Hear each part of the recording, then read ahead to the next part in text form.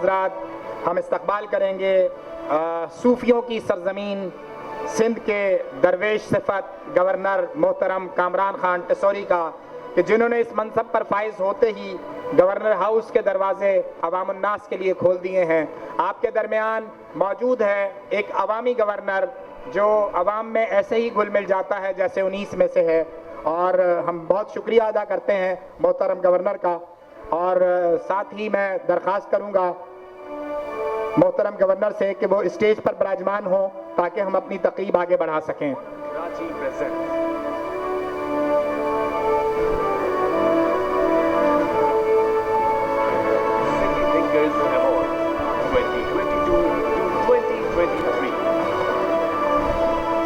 السلام علیکم سر۔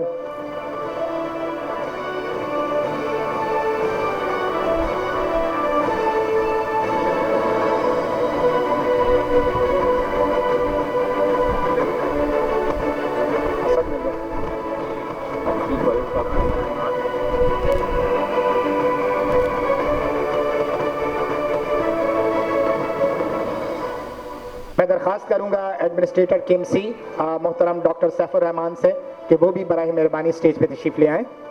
Doctor safe الرحمان۔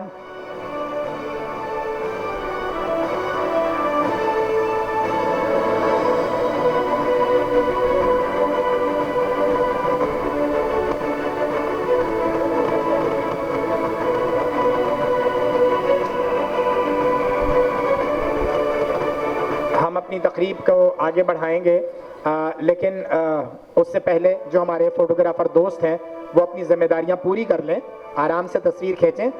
آپ کے اس تصویر کھینچنے کے دوران میں چونکہ گورنر صاحب کا بھی ایک خاص رجحان رہتا ہے ہمیشہ نعت خوانی کی طرف، تو میں ہمارے درمیان موجود ہیں ممتاز نعت خواں اسد ایوب، تو میں درخواست کروں گا کہ 2 اشعار جو ہیں وہ نعت کے پیش کریں جتنی دیر میں ہمارے فوٹوگرافر بھائی بھی اپنے ذمہ داریوں کو پورا کر رہے ہیں۔ اسد ایوب۔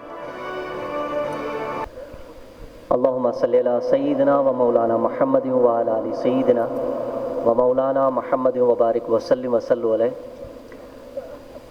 حضرت امام احمد رضا خان بریلوی رحمۃ اللہ علیہ کے کلام کی چند اشعار جو ہمارے کامران ٹسوری صاحب ہمیشہ سنتے ہیں، پسند کرتے ہیں، فرمائش کرتے ہیں۔ زمین و زماں تمہارے لیے۔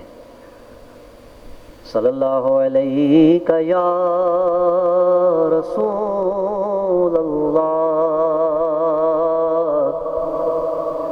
وسلم علیک یا حبیب اللہ۔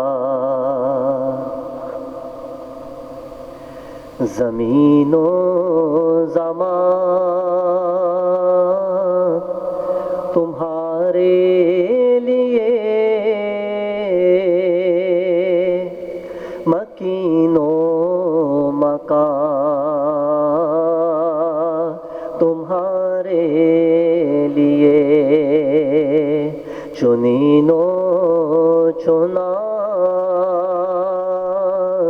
تمہارے لیے، بنے دو جہاں تمہارے لیے۔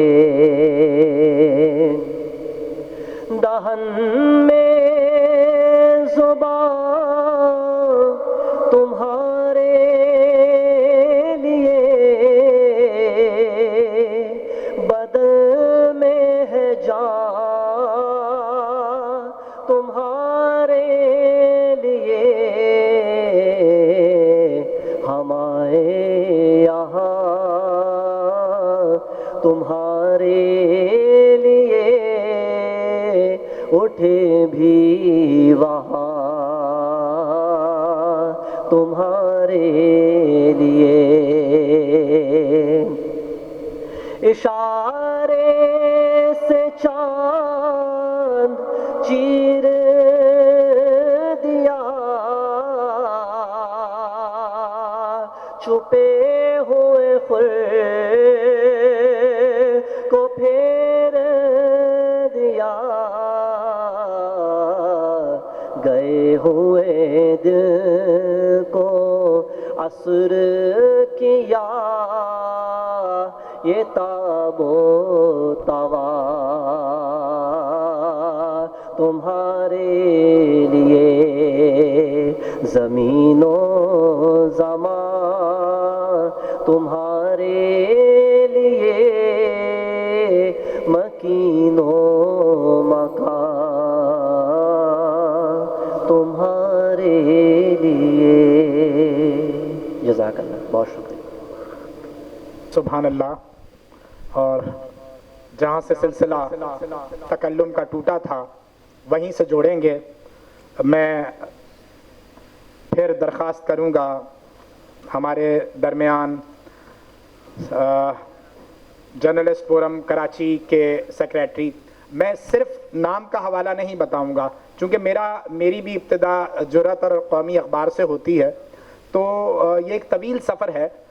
صابر علی اب ایک صرف نام نہیں ہے, ایک برانڈ ہے. آج کی اس تقریب کے بیسک دولہا گورنر صاحب اگر ہم آپ کو تسلیم کر لیں تو شہبال ضرور صابر بھائی ہیں. آپ سب کی تالیاں صابر بھائی کے لیے. بہت شکریہ. بسم اللہ الرحمن الرحیم. ظاہر ہے کہ میں اس وقت اپنی بات کر ہی رہا تھا اور گورنر صاحب آئے تو ان کو ضروری تھا کہ ان کو پورے استقبال کے ساتھ لایا جائے. تو بہت زیادہ شکر گزار اور گورنر صاحب کا خاص طور پہ کامران ٹیسوری صاحب, اور جنہوں نے بڑے چند مہینوں میں, آپ نے دیکھا کہ ابھی ان کو کوئی زیادہ عرصہ نہیں ہوا, لیکن کامران ٹیسوری صاحب نے جس طرح آج بھی ایسا لگتا ہے کہ گورنر کم اور لوگوں میں بالکل مل جل کر جس طرح وہ جو ایک ہوتی نا بڑے ایک عہدے کی بڑا دور دور لوگوں سے رہنا اور بہت زیادہ پروٹوکول اور بہت زیادہ تکلفات. تو چونکہ میں بھی کم از کم 35-40 سال تو مجھے ہوگا جرنلزم کرتے ہوئے, اور یقیناً بہت سارے جو لوگ ہیں جو منصب پہ فائز رہے, ہم ایز اے رپورٹر انہیں کور کرتے رہے تو بڑا قریب سے بھی ہم نے دیکھا.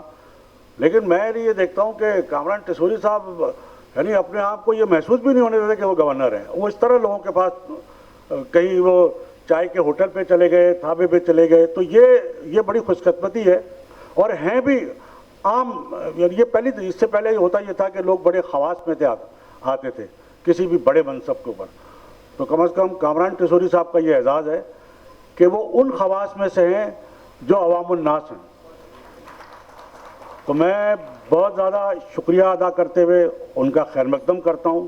اچھا, میں یہاں اپنی بات کر رہا تھا جرنلسٹ فورم کراچی کے حوالے سے. اچھا, ایک گیپ چونکہ آیا, ہم نے تقریبات چونکہ شہر کے حالات بھی جس طرح رہے, پھر کورونا بھی آیا, تو یہ جرنلسٹ فورم کراچی کی میں یہی بتا رہا تھا کہ پہلی تقریب جو تھی وہ میں نے جب فاروق ستار صاحب میئر کراچی بنے تھے, 88 کے بعد کی بات ہے, 90 کی میں ہی تقریب کی ہوگی میں نے.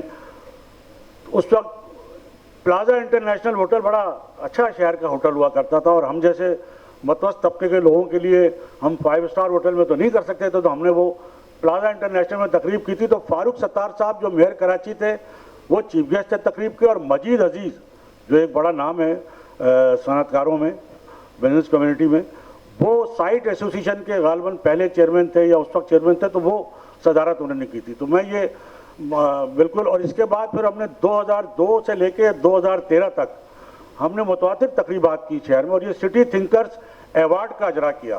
اور جو سابق گورنر تھے عصمت العباد صاحب, وہ ہر سال جو ہم تقریب کرتے تھے, ہم نے آباری ٹاور ہوٹل میں بھی کی, آرٹس کونسل کا جو بڑا والا آڈیٹوریم ہے, یہ آڈیٹوریم اس وقت نہیں بنا تھا, تو اس آڈیٹوریم میں بھی تقریب کی, شیریٹن میں بھی کی, پی سی میں بھی کی. تو یہ کم از کم, اور ظاہر ہے کہ ان تقریبات میں صرف گورنر سندھ نہیں بلکہ جو کراچی کے جو ناظم اعلیٰ تھے مصطفیٰ کمال صاحب, سارے ٹاؤن ناظمین اور جو شہر کے ڈگنیٹریز, تو سب نے یہ ہے کہ ہمیں یہ اعزاز بخشا کہ وہ اس تقریب میں بھی باقاعدگی سے آتے تھے, اور ہم جو بھی جن کی خدمات جو ظاہر شہر کے لیے, اس ملک کے لیے, ایک صوبے کے لیے, تو ان کو ہم تو ظاہر ہے کہ ان کو اسی طرح سراہ سکتے ہیں کہ ان کے لیے کوئی اعزاز دیں, کوئی ایوارڈ دیں, کوئی شیلڈ دیں, کوئی اور تو طریقہ وہ نہیں ہے. تو میں یہاں یہ ساری تفصیل بتانے کا مقصد یہی تھا کہ کم از کم جو لوگ اس کو ہمارے اس تعارف کو ابھی تک اگر واقف نہیں تھے, ویسے ہمارا یہ بیک ڈراپ پہ بھی چل رہا ہے. تو یہ جرنلسٹ فورم کے حوالے سے میرے ساتھ ویسے تو بہت ہمارے سینئر صحافی مختار عاقل صاحب, جو ظاہر ہے کہ इलियास शाकिर साहब मरहूम भी और मुख्तार आकिल साहब मरहूम, ये मुख्तार आकिल साहब सॉरी इलियास शाकिर साहब मरहूम, वो हमारे दायरे के कौमी अखबार के बानियों में से, और मुख्तार आकिल साहब जो थे उनके साथ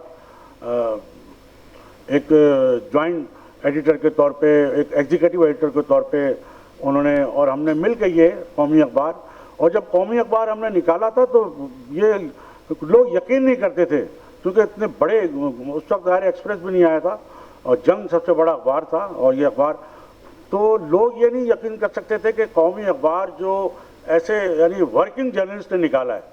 इलियास शाकिर साहब खुद नवाई वक्त में एक रिपोर्टर थे, मुख्तार आकिल साहब जंग में और डेली न्यूज़ में रिपोर्टर थे, तो लोग यही कहते थे कि ये कैसे अखबार निकालेंगे कैसे, और शुरू में तो दायरे हमें भी यकीन नहीं आता था, लेकिन इलियास शाकिर साहब का और मुख्तार आकिल साहब का ये एक ऐसा जज्बा था और रात दिन काम करने का जो उनका एक जुनून था, उसकी वजह से आपने देखा कि कौमी अखबार जो है वो इस शहर की बल्कि सिंध की आवाज़ बना, और जंग के बाद दूसरा बड़ा अखबार अगर था इवनिंगर, जो सबसे बड़ा इवनिंगर तो कौमी अखबार था, और दूसरा बड़ा अखबार कौमी अखबार, और बहुत शहर के लोगों को हमने यहाँ तक के आगे बढ़ाया और उनको उनकी शनाख्त कराई। इसी तरह फिर धूम टेलीविज़न हमने शुरू किया और धूम टीवी से भी इस शहर के लोगों को हमने प्रमोट किया, कौमी अखबार के ज़रिए भी और धूम टीवी के ज़रिए भी। तो ये मुख्तार आकिल साहब हमारे इस वक्त जो हैं वो सरपरस्तों में से यहाँ मौजूद हैं, और मैं बाकायदा तो मंसूर साहिब साहब बुलाएंगे, लेकिन मैं मुख्तार आकिल साहब से ख़ुद भी ये गुजारिश करूँगा कि वो आएँ, और चूँकि ये तकरीब जो है हमारी वो पाकिस्तान डे सेलिब्रेशन के हवाले से है, क्योंकि यौम पाकिस्तान 23 मार्च जो है उस दिन पहला रोज़ा गालबन होना है, तो इसलिए हमने कुछ दिन पहले की, और इसी हॉल में हमने लास्ट ईयर भी यौम पाकिस्तान के हवाले से तकरीब की थी, जिसमें लेबर मिनिस्टर सईद गनी साहब, मोहसिन शेखानी और पूरी आबाद की टीम मौजूद थी, और आज भी बहुत सारे दोस्त जो हैं दायरे किसी न किसी मसरूफियत की वजह से थोड़ा सा आगे पीछे हो गए हैं, जो भी है।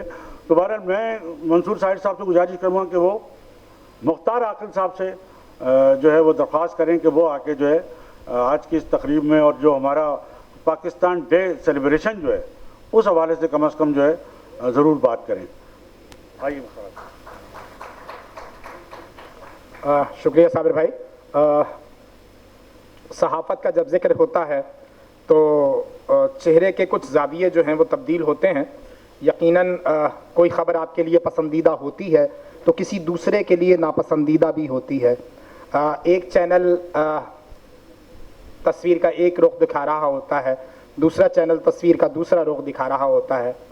ये इलेक्ट्रॉनिक मीडिया के ज़माने की बात है, लेकिन प्रिंट मीडिया के दौर में यकीनन कुछ नाम ऐसे ज़रूर गुज़रे हैं जिन्होंने सहाफ़त की आबरू को भी ज़िंदा रखा और सहाफ़त के नाम को भी बुलंद किया। एक ऐसे वक्त में जब एक बहुत बड़ा ग्रुप यहाँ राज करता था, दो नौजवानों ने ये बीड़ा उठाया, कुछ करने का अज़्म जागा और उन्होंने करके दिखाया। इलियास शाकिर और मुख्तार आकिल। मेरी भी इब्तिदा जुर्रत अखबार से है, मेरे इब्तिदाई एडिटर भी हैं और सीनियर सहाफ़ी हैं, तज्ज़ियाकार हैं। गालिब ने सदी पहले, 1.5 सदी पहले कहा था कि लिखते रहे जुनू की हिकायात खूंचकां, हर चंद इसमें हाथ हमारे कलम हुए। तो कभी भी ना अपने कलम का सौदा किया और ना अपनी सहाफ़त पर कॉम्प्रोमाइज़ किया। आप सब की पुरजोर तालियों में मैं दरख्वास्त करूँगा जर्नलिस्ट फोरम के सदर मोहतरम मुख्तार आकिल साहब से।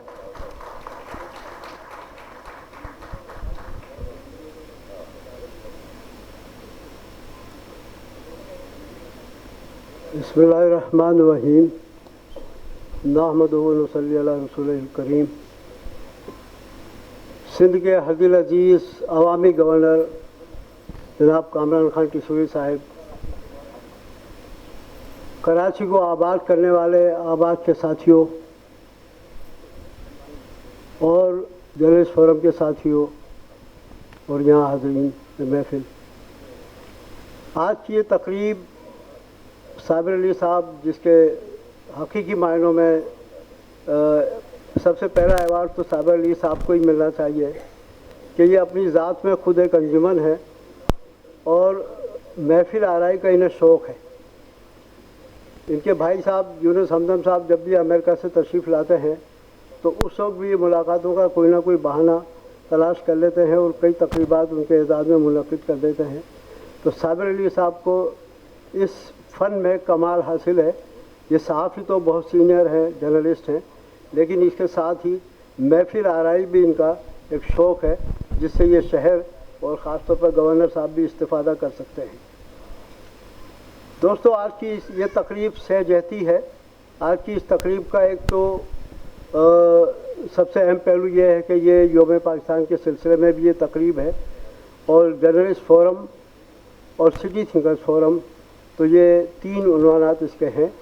میں تحریک پاکستان کے حوالے سے اور یوم پاکستان کے حوالے سے کچھ آپ کے گوش گزار کرنا چاہوں گا کہ جب 23 مارچ 1940 کو جہاں مینار پاکستان ہے وہاں پاکستان کے لیے جو جلسہ منعقد ہوا، اور جس میں آج ایک صاحب مجھ سے پوچھ رہے تھے کہ کیا اس زمانے میں جب سفر کی سہولتیں بھی نہیں تھیں تو ایسٹ پاکستان اور ویسٹ پاکستان سے سارے لوگ کس طرح پہنچے ہوں گے.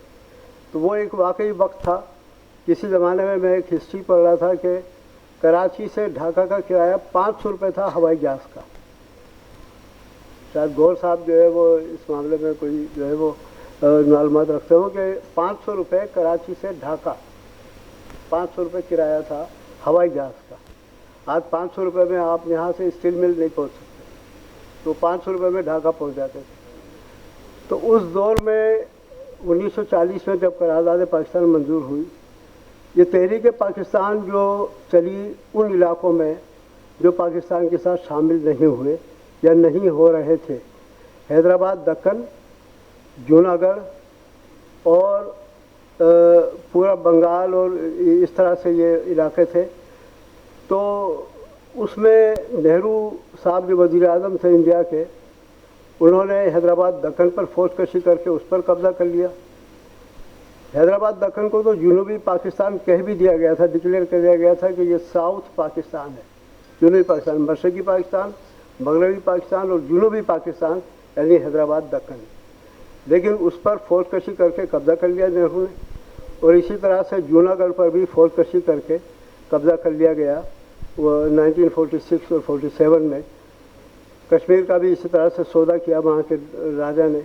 تو پاکستان جو جس طرح بننا تھا اس طرح سے نہیں بنا. پاکستان کے حصے میں جو فائنینسز آئے وہ فائنینسز بھی انڈیا نے گولڈ اور فائنینسز وہ ہمیں نہیں دیے. وہ گولڈ اور فائنینس ایک نئے کنٹری کو جب نہیں ملیں گے تو کس طرح چلے گا. نتیجتاً لیاقت علی خان کو امریکہ سے بات کرنا پڑی، اسے قرضہ لینا پڑا اور وہاں وزٹ کرنا پڑا. ان کے جو بھائی تھے لیاقت علی خان صاحب کے، انہوں نے وزٹ کیا. پھر وہاں امریکہ میں جو پاکستان کے سفیر تھے انہیں ذمہ داری دی گئی. تو قرضہ سمجھیے ہماری گھٹی میں شامل ہے. یہ قرضہ ہمیں 1947 سے جو ہمیں مسلسل لینا پڑ رہا ہے، اور آج وہ $150 ارب تک جا کے پہنچ گیا ہے. یہ ہم نے قرضے پر اس کنٹری کو چلانے کی کوشش کی، جبکہ اس کنٹری کو اگر صحیح پلانر مل جاتے اور صحیح پلاننگ کی جاتی. لیکن ایک سال بعد ہی قائد اعظم انتقال کر گئے. 1951 میں لیاقت علی خان کو شہید کر دیا گیا اور ٹوٹل بیوروکریسی نے ملک پر قبضہ کر لیا. غلام احمد بیوروکریسی کے نمائندے تھے، غلام محمد اسکندر مرزا وہ بیوروکریسی کے نمائندے تھے.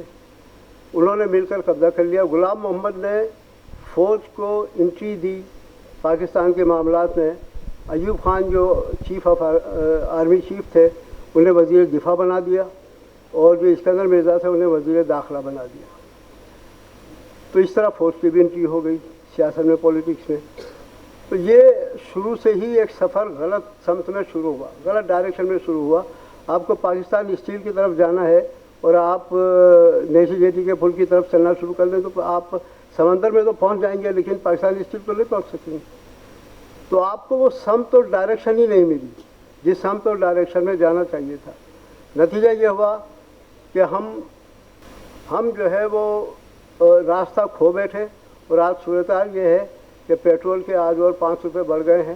عمران خان صاحب کہہ رہے ہیں کہ لوگ سڑکوں پر آئیں، اور وزیر اعظم صاحب یہ بات کر رہے ہیں کہ پیٹرول کی قیمت بڑھائے چلے جا رہے ہیں تاکہ لوگ گھروں میں رہیں اور پیٹرول خرچ کرنے سے گریز کریں.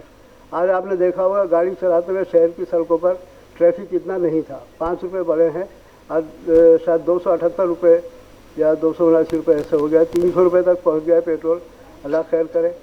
तो ये अब एक हम फंसे हुए एक गर्दाब में, एक दलदल में फंसे हुए हैं। ये क्या कि सूरज पे घर बनाना और उस पर छाँव तलाश करना, ये क्या कि सूरज पे घर बनाना और उस पर छाँव तलाश करना और खड़े भी रहना तो दलदलों में, फिर उस पर पाँव तलाश करना। तो हम अपने पाँव तलाश कर रहे हैं और हमें मंजिल लेने लगी है। अल्लाह पाक रहम करे, करम करे। गवर्नर साहब बैठे हुए हैं, ये इनका मनसब है पाकिस्तान को सही खुदूद पे चलाना। बहुत बहुत शुक्रिया। चैनल थिंक टीवी HD को सब्सक्राइब ज़रूर कर लें और बेल आइकन का बटन दबाएं ताकि हमारी नई आने वाली वीडियोस बर वक्त आप तक पहुंच सकें। शुक्रिया।